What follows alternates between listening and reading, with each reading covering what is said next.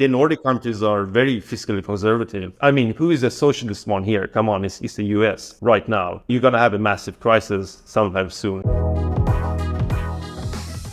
Welcome to episode 49 of El Podcast. Today's guest is Dr. Nima Sanandaji, the president of the European Center for Entrepreneurship and Policy Reform. Nima has published over 100 books and policy papers on topics such as entrepreneurship, crime prevention, history of enterprise, and the Nordic welfare states. And today we discuss some of the prevailing stereotypes and myths about Nordic economies. Let's just jump right into this, Dr. Nima Sanandaji.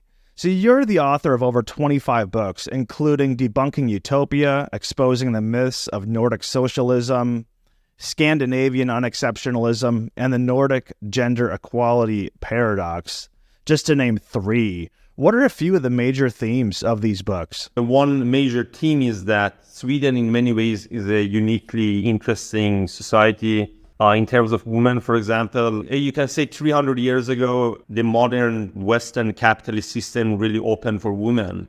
And this happened in the US, in the Delaware, in Maine. It happened in the UK, and it happened in Sweden.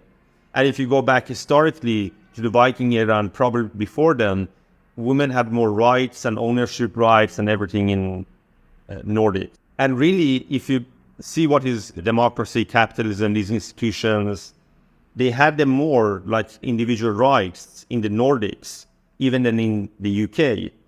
The first company with shares in the world is Swedish. And that was 300 years before the same concept started popping up in the UK and Netherlands. So it's a very old system of high trust, hard work, private enterprise. And it's just the past 50 years when they have had this high tax policy, and the high tax policies never really succeeded. And they're ultimately, Sweden and other Nordic countries are very, very free market countries. And a lot of their problems is because of the transition to high taxes 50 years ago. And also this sort of welfare immigration system is not very good idea to have that. I mean, I was raised in that, so like, they're trapping people very strongly in welfare dependency. Those are the big themes, and why this high trust culture, etc. And that this predates the welfare state, and also that the social and health advantages of Sweden and other Nordic countries predate the welfare state, and that during the welfare state high tax era, their welfare in terms of health, etc., has been slipping behind. Actually, I'm talking with Professor Stefan Förster. We are launching a book this week, next week in Sweden, and we are talking about writing the follow-up book for next year. And then the follow-up book, we want to just go on to this, that the data just shows that the low-tax countries have the best health, for example, like Singapore, like Japan, not Sweden. You go back 1970 when Sweden was a low-tax country, it and the other Nordic countries had the best health in the world. So this socialism doesn't even give good health, this high-tax policy, just stagnation. Nordics good because they're capitalist, strongest trust in the world. They're not good because of socialism, and they're very free market capitalists in everything except they have a big government. They need to shed this massive government. It's creating so much stagnation. And where are you from originally, Nima? I'm a Kurdish from Iran originally. And then you emigrated, I believe in one of your books, you said in 1989 to Sweden. So what were the biggest differences between living in Iran and then moving to Sweden? I was born in the war. I was born in the nicest neighborhood in the capital, but in the war. First 7 years was in a war. It's interesting. But it's just very interesting being born into it. I can't say we had it bad. I think many other people had it much worse. So. But it was a lot of religious fanaticism. I went to schools at the age of 6 and 7, and the school was just right next to us. And it was a religious indoctrination school. So it's pretty insane growing up there. Yeah, it's way different than Sweden, it sounds like.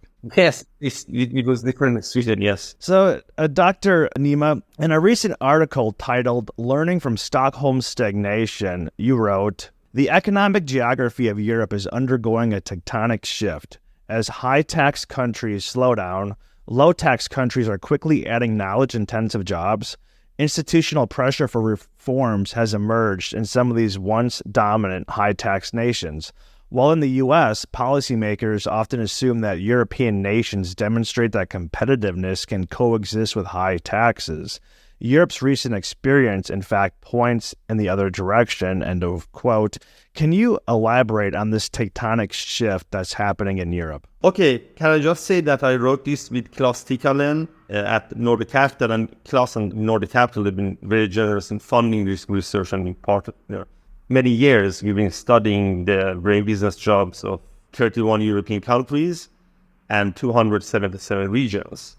To make it long story short, there is a big shift happening so that the brain business jobs are massively growing in Eastern and Southern European countries. I'm living in Malta now. I mean, Malta, for example, Cyprus even more. And what's happening is if you look at the concentration of people who work in the most knowledge-intensive enterprises in technology and IT and advanced services and creative professions, per capita, per adult, it used to be, even in 2015, that Bratislava, Slovakia's capital, had the highest. So there's an entire dynamic there with this new generation, these countries that used to be communist, but that's long gone, and they're embracing free markets, low taxes, and people are studying to get a better future. And if you become an engineer, there's a very big difference in how much more money you'll make because the government won't tax you so much of that benefit. So these capital regions have cheaper labor, but they're very good engineers and mathematicians, let's say. But it used to be Bratislava number 1, Stockholm number 2. Now it's actually for the first year Budapest number 1, Bratislava number 2, Prague number 3. So the top 3 are Eastern European capital regions. And Stockholm is number 6, just sliding. So that's the point. And on the country level, this is happening. Ireland also, Western European low tax model, basically has caught up in Sweden. And I need to explain this. If you would time travel to 1970, when Sweden was a low tax country, then Ireland was thought of almost like they're starving over there. They don't have technology. They're a bunch of drunks. I mean, they were behind. They were, compared to Sweden 50 years ago, a third world country. And they were oppressed and, all this story. And I mean, they were just famous for having starvation. Because Ireland's population for hundreds of years stagnated. And very tragic, like if you know their history. And that's why so many of them left to the US. And then Ireland comes from this, and they just go to this free market, low tax model. They have almost the same share of knowledge-intensive workers as Sweden. Obviously, they're attracted many of the big American tech companies, and advance their own tech sector by having low taxes. I have another book that comes on in Sweden with Stefan Folster, where we point out that Ireland has, on the labor market in health, based on the OECD standardized measures of welfare data, more or less the same welfare as Sweden. It's not like, oh no, they only have economic growth, they don't have welfare. No, their economies, like Ireland has the highest economic growth in Europe now. Sweden has the lowest, minus. And to make a very long story short, it's just the taxes. Otherwise, Sweden, and the integration problem. Otherwise, Sweden is very good.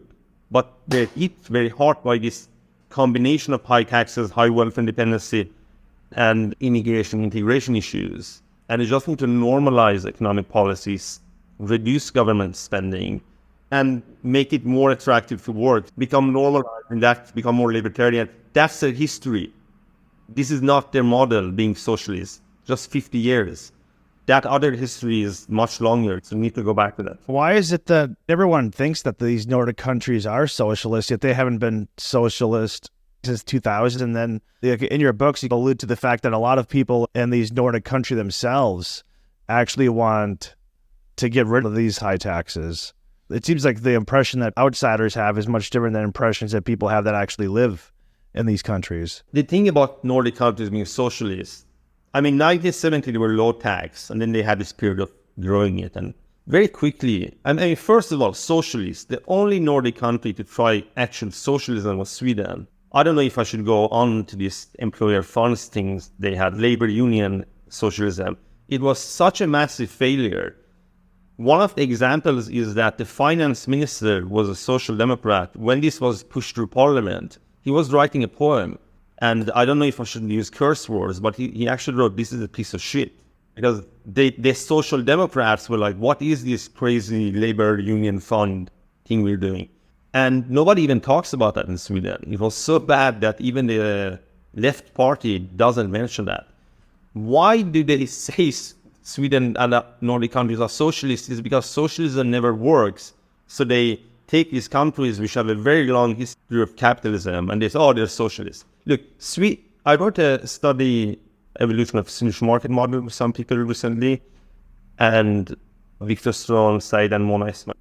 And that paper will show the first company with shares in the world is a fallen mine, 1288, 200 years after the Vikings. The first company with shares in the world, like 300 years before the same concept becomes big in the UK and Netherlands. This first European credit notes, paper money in Europe, and even the credit note, all the finance system is based on that. Stockholm. The first central banks in the world, Stockholm, including women in capitalism, one of the first, alongside some US states, UK, was Sweden. And even Anders Sidenius, who's a Finnish-Swedish intellectual, 11 years before Adam Smith published The Wealth of Nations, he wrote a pocket book that translates to The National Wealth. Now, it is a pocket book. The title is almost the same as The Wealth of Nations, which is a heavy book. And what he writes is very, very, very similar. It's just a very short pocket version. They're capitalist countries, free market countries. In many, many ways, if you look at the index of economic freedom, Nordic countries are more free market than the US, except they have a big government, which is a big except. And in fact, if you look at the index of economic freedom, any listener who's a nerd can do that.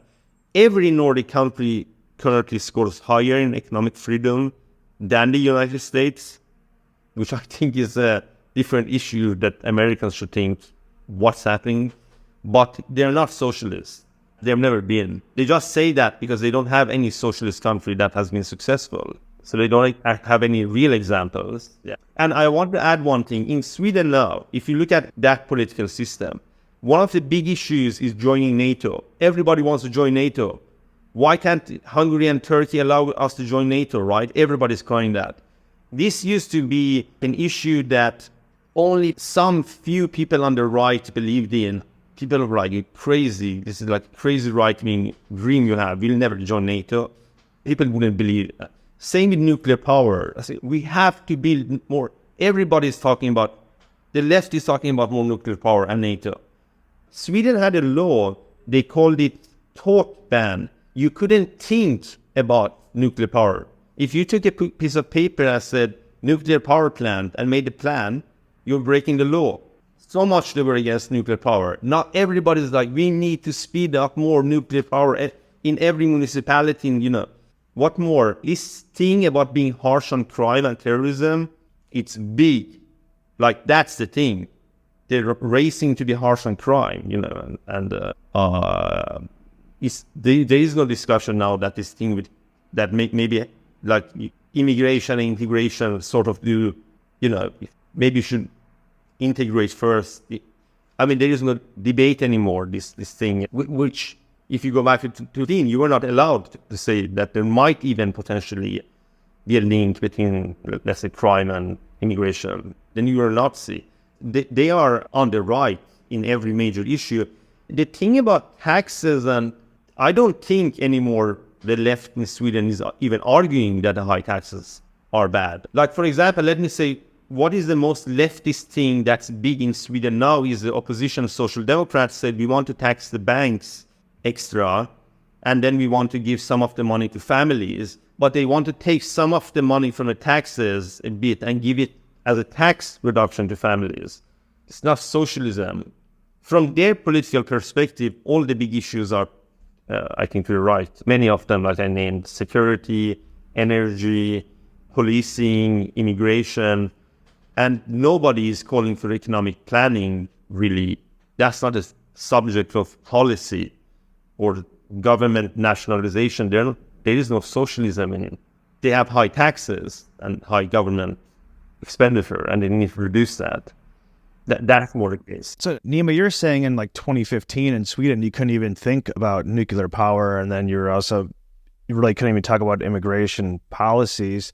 So what has been the shift between 2015 and now, where all of a sudden that stuff was banned and now they're trying to implement, nuclear policies against immigration? I don't know when the thought ban was removed. It might have been removed before then on nuclear. You could criticize immigration. It was just very hostile, and they were doing media stories that were really trying to sell it. So it's not you couldn't talk about it. They have a consensus society in Sweden. It's like Japan. It's subtle. They want everybody to agree.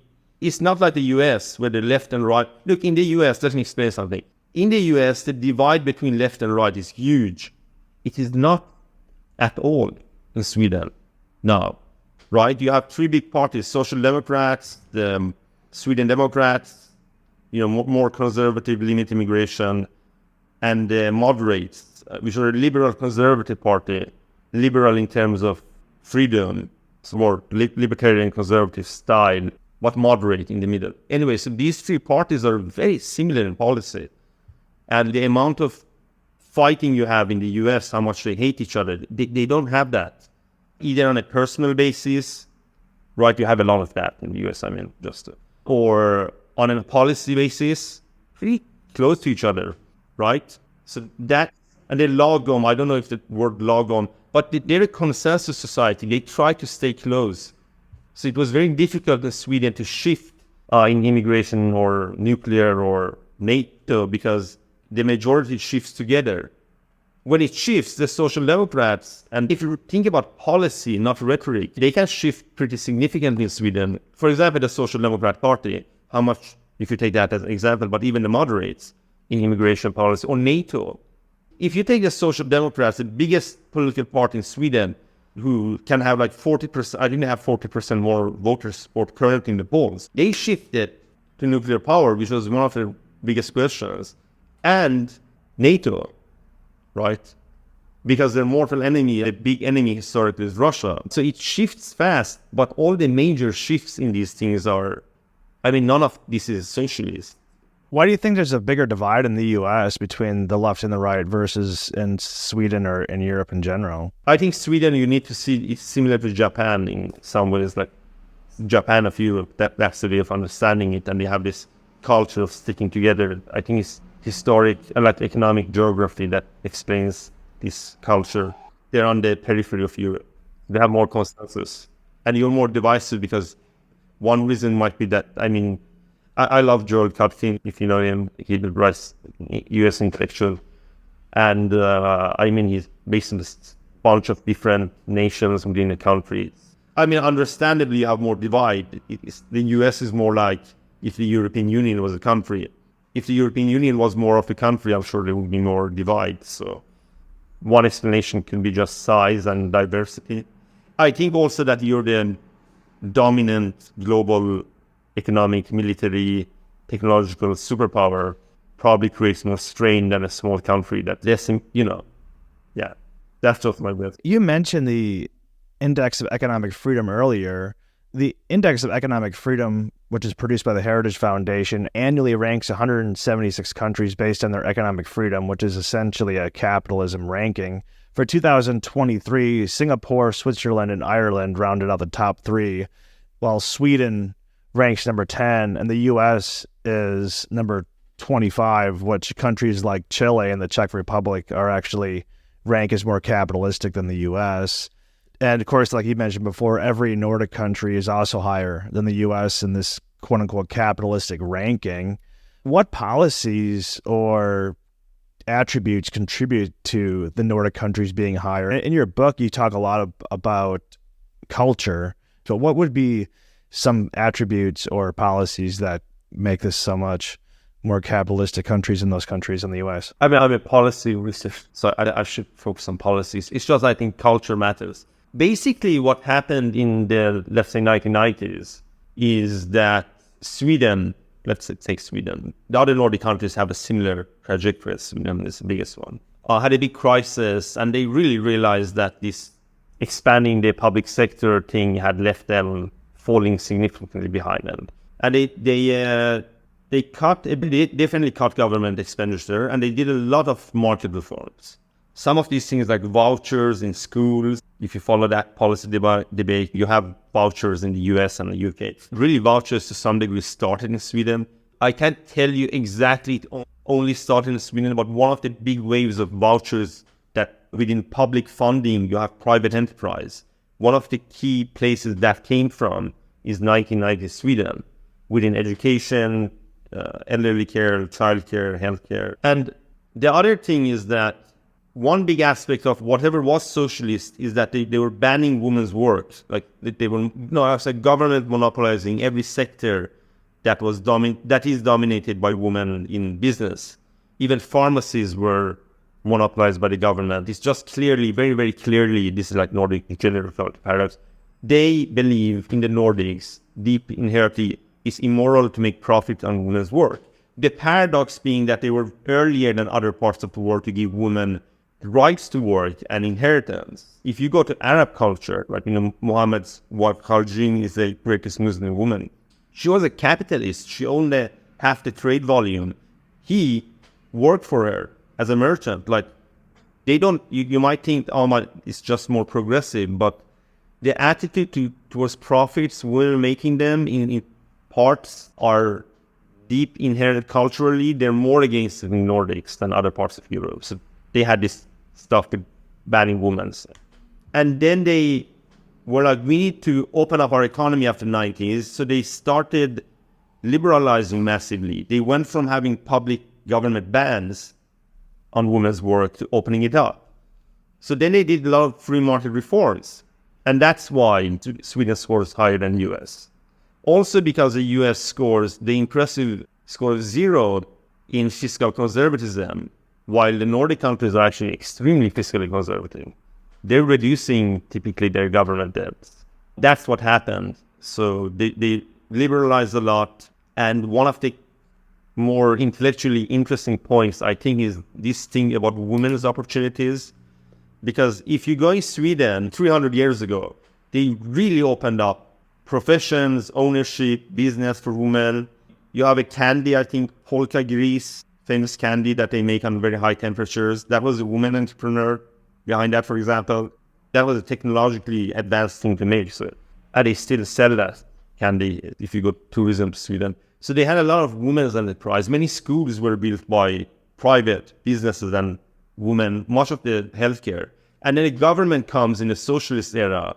They don't really do so much socialism in men's work. It's all about women's work. So this thing about this being progressive, this is really about setting women back. So healthcare and education had been largely private sector, and many women own businesses. The government monopolized that. Pharmacies, again, a sector many women business owners. Government monopoly, right? Pharmacies. And even a staffing agency. For a long period, Sweden only had one staffing agency. This is like, I think, 80s or whenever, 90s maybe. One staffing agency. The government was taking this business to court all the time because they had this socialist ideology. You can't have staffing because the labor unions then were trying to control everything completely, I guess. I don't know. And so this only woman who runs a company in this field, which is one of the more women-dominated fields of business, is being dragged to court all the time. One of the things I think people think are so romantic that they had this short experiment with socialism is Sweden. It's not only an economic failure, it was really about limiting women's business. I think that's interesting. And because of that, I was just trying to say the 90s reform were really about opening up women's work. So it seemed like it had the opposite effect then. I believe very strongly that free market economic policies and even low taxes benefit women more than men even for various mechanisms. I think that's the Nordic lesson. There's a very strong feminist case to make for free markets. And you say that the Nordic countries have high taxes. What exactly are high taxes? What percentage are they paying in Sweden? 44%. Easy math. If you're making $100,000 a year, then you're making. If you're a person, you pay half or more. If you take indirect and direct taxes, tax on consumption, labor, income, no. As a person, you pay, even as a low income, you pay essentially half. And then you pay more. You can pay on margin up to 70 something if you include all taxes and consumption. So you really don't keep much. As share of the economy is 44, 43%, and the government expenditure is 50%, because government doesn't only tax, government has a lot of activities, so they also take money from other than tax. So government expenditure is higher than tax. Half the economy. Exactly. Half too much. Wow. And so if you're making, say, $100,000 just for easy math, that means you're actually pocketing maybe only 30,000 of that per year then? No, more. More? How much would you be pocket? Because you said with your indirect... Less than... Right, because your indirect taxes... Let's say half, and then they have high consumption taxes. Let me make it simple for you. Let's say they take half your money in the employer's fees and the tax on labor, and then you have consumption tax on everything from electricity to like 25% VAT on most things. So that's why I mean you consume less than half, definitely. And it's just higher income, you're consuming 40%. And on the margin, you really don't keep it. You keep very little on the margin, yeah. For comparison, what would it be in, say, Ireland or Switzerland, which were ranked number 2 and 3 in that economic index of freedom? Oh, no, you keep most of your money you pay. I can't give you... You keep very roughly like 70-something% of your money, maybe higher. There are many different ways of putting it and planning it. But let's make it very simple. In a low tax model, you can actually consume upwards to 70-75% of value created. In a relatively high tax model, okay, you consume more than half, because honestly, there's just much more taxes than people know. Everywhere they hide the tax. And if you include labor tax, income tax, consumption tax, that's how you have to think about it. And in the high tax models, like Sweden, are consuming less than half, right? And if you have a lower income, you consume half. And if you have a low income, you're a student, you consume a bit more than half. But that's just because they've done tax reductions. And I think Sweden is just going to become a country where it keeps significantly more than half. So that's the next step of development. I just like to point out there's a study, I don't remember the name, but it's Australian researchers. It's the only study I've seen on this. So they say, what is the optimal level of government expenditure just for economic growth? Because obviously government can be the roads and airport. And they say 31%, which makes sense. And that's government expenditure. So maybe the tax should be 25% of the economy, and then government has other revenues. But then you have what is 50% in Sweden. I just like to say though, currently I agree with the Index of Economic Freedom that the US has a worse economic policy than Sweden, because spending money you don't have is not something you should do. What's the US's percentage then of GDP that they're spending? You were saying Sweden's 50%. What's the US's? I'd have to Google that. It's strange that a country spends... I think the US has so much higher in government total expenditure than the tax. The US, if you look at how much you're spending, you're a high tax country, you're just postponing it. The Nordic countries are very fiscally conservative. I mean, who is a socialist one here? Come on, it's the US right now. I mean, if you look at where you're standing and what you're doing, who is a socialist one is the US in terms of expenditure. And nobody else will have done that. It's just possible because it's a leading world economy. But I mean, you're going to have a massive crisis sometime soon in all the world economy, because, you know, it was like this minus interest rent thing was going on, and then we have this economic crisis now. I think we're going to have something driven by that in the US. So if somebody really thinks Nordic countries are more socialist, they should just look at government income, sort of GDP, taxes, government revenue, and government expenditure, and then look at the US versus Sweden. Or they can just read the Index of Economic Liberty and see how the US is getting the 0.0 score. If the global reserve currency wasn't in US dollars, because essentially the US just prints money because everything's denominated in US dollars. If that wasn't the case, though, then their fiscal responsibility would basically catch up with them ASAP. How does the global reserve currency being in the US dollar impact their ability to just keep printing money and, like you're saying, just delaying, pushing taxes out, right? Right. I just thought about this meme that men talk about the Roman Empire. Even the Romans or the Persians, even they had this situation that one point where it got out of hand with being the world's bank and just over relying on that. So, I mean, Sweden couldn't do this, for example, and they would be punished immediately, but the US is so delayed that everybody knows it's not the best thing. But anyway, I'm not going to get involved in that too much. That's, I'm sure, a big issue for them. But these Americans who think Nordic countries are socialists, they're actually not even nowadays, they're not even spending so much more than you are. They're at least paying for it with taxes that are crippling the economy. I mean, that's crippling, stagnating the economy. I also like Ibn Khaldun, which many people think that this theory of the tax comes from Arthur Laffer, and you have this story in the 80s, he was sitting with Dick Cheney, and he makes a Laffer curve on a napkin in a restaurant. And I just love the fact that Laffer himself says, it's the Laffer-Khaldun curve. This Tunisian economist, 650 years ago, one of the most important economists and sociologists in history. And he made this observation about basically dynasties coming to power, having a thriving economy and low tax, and then he raised the tax and then undermined the tax curve. And I found this clip in 1980, I think. Ronald Reagan is pushing for tax cuts. And he quotes, he cites the fact that, I was in college, so I read in Khaldun, and we all know this is how. So the theory is not new. I mean, it's been around at least 650 years. And Sweden, I think, was 70. When Sweden had a low tax and a very good welfare outcome, like lifespan, etc., much better than today, and very, very good outcomes and everything. They were the fourth highest per capita income, GDP, in the OECD league. Fourth highest in the world, basically. Now they are 12 after 50 years of high taxes. You look at the lifespan, etc., they're behind relative to the world. Obviously, lifespan has gone up, but the relative position. And a lot of this behind, because they took in immigrants and they don't have the same large, and fair enough, you have a heterogeneous big population of Swedes. Fair enough, but it's not only that. It just proves that high taxes does not even give you better welfare. So I think the Nordic experience is very, very useful if you believe in free markets, limited government, fiscal conservatism, capitalism, capitalist feminism. It's all there. I really don't see the socialist argument, but I'd love to have this debate. It's a nice debate to have because this perception is so easily cracked.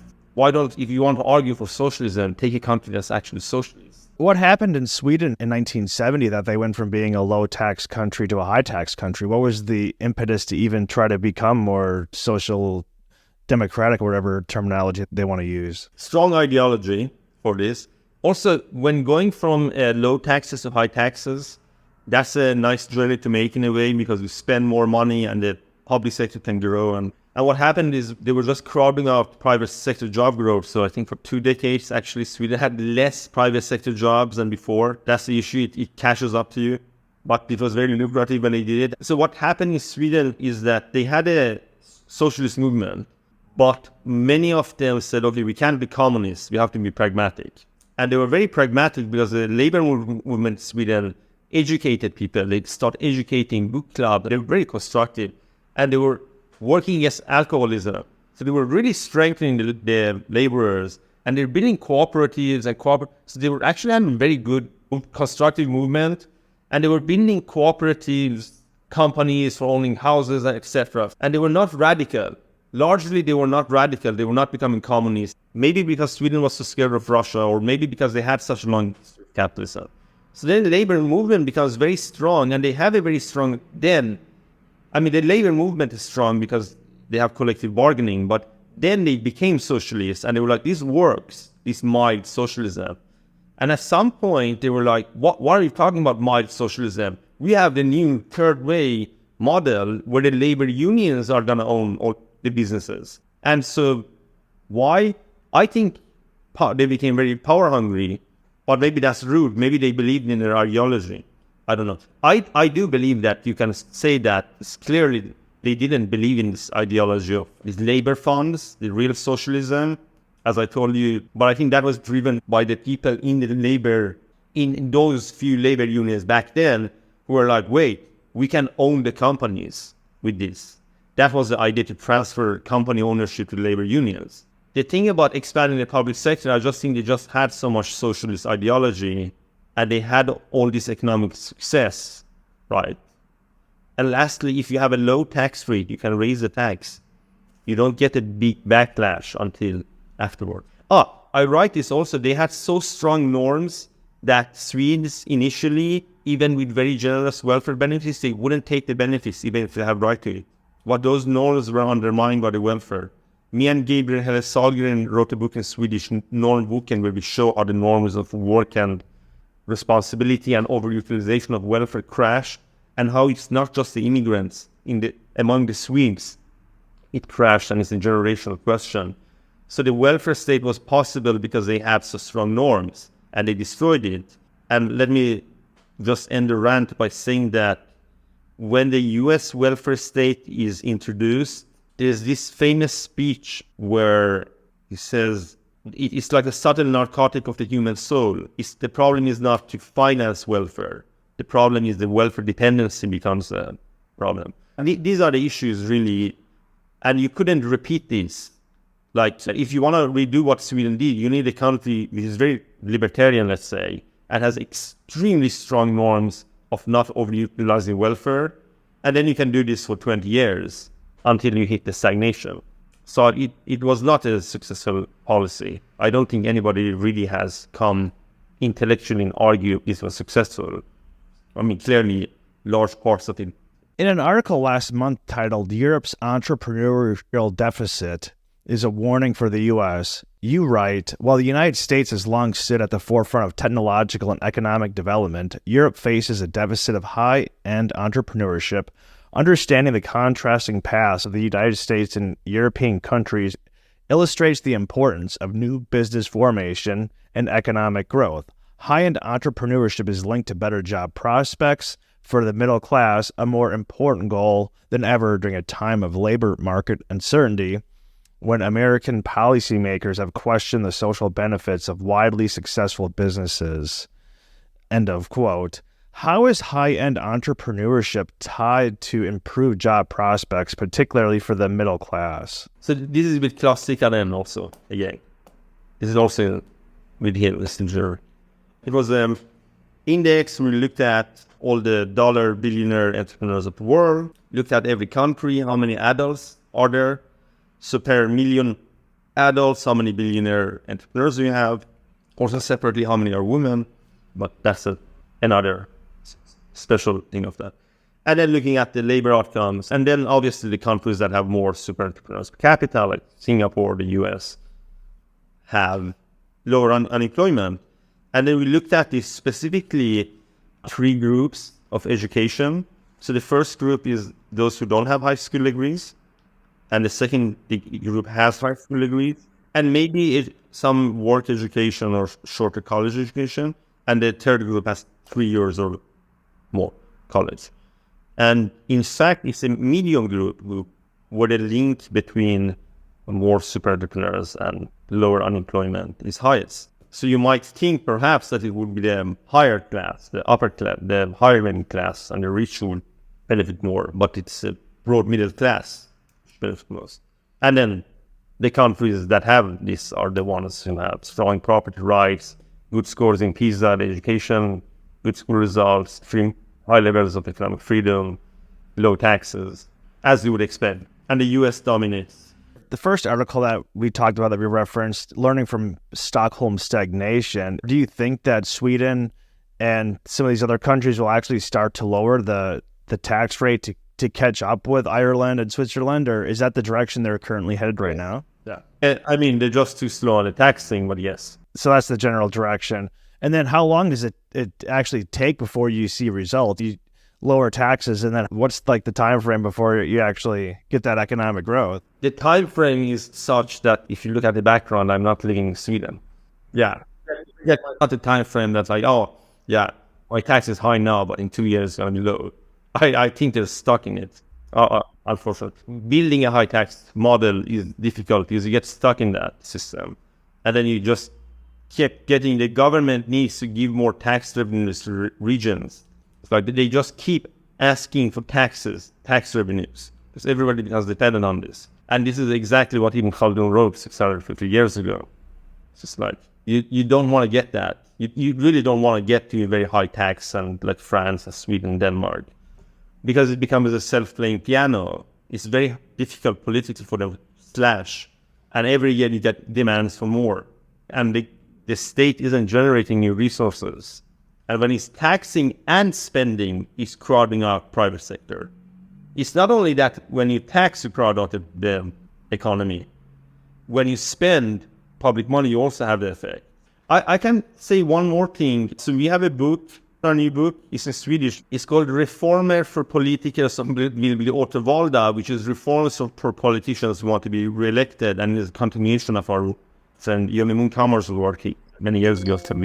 We have this amazing guide to reform books, which we're following up. We look at every government in the OECD, not every, but almost every, from mid-1990s until today, using the index of economic freedom.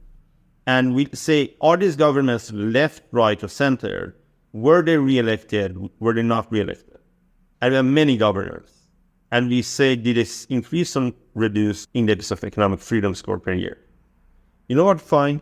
We find, on average, of course, not every one, but on average, the governments that won re-election increased economic freedom. The governments that didn't increase economic freedom didn't win re-election.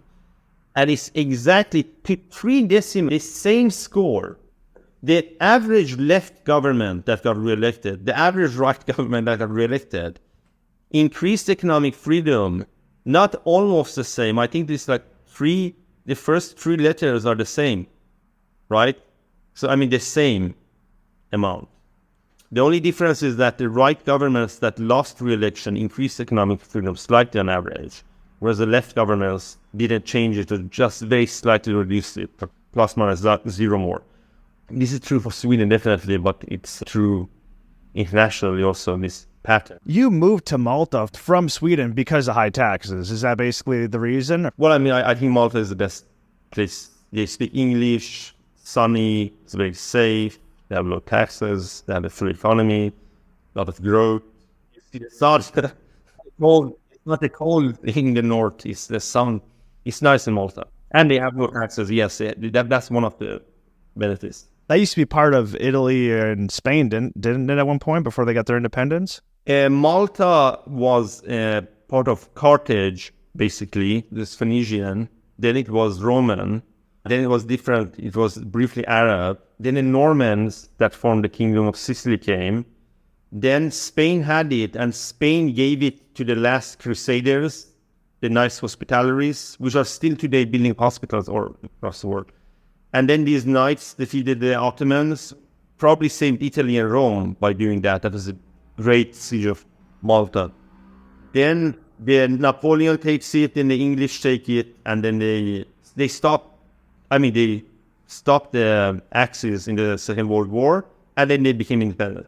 Nima, what's your final thought? You've written so many books, you're an expert in this. What should we know? Well, I mean, I just keep arguing for the limited government and lower taxes, I guess. I think that I'd like to leave you that there are so many good things about Sweden. For example, one thing they're very good at is, we all need to make a green economy. It's not like, it's not a myth that we need to stop polluting the planet. It's not like this is a left communist myth. We need to do that.